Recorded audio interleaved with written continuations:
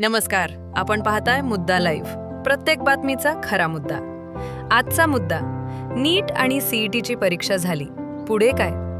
अनेक विद्यार्थी आणि पालक मोठ्या निर्णयाच्या टप्प्यावर असतात. पुढे काय निवडायचं?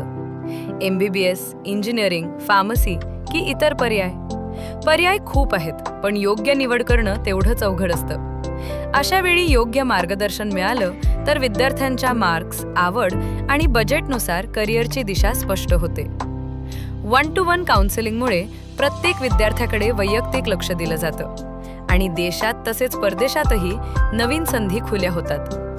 योग्य निर्णय म्हणजे उज्ज्वल भविष्याची पहिली पायरी. तुम्ही मार्गदर्शन घेतलं आहे का?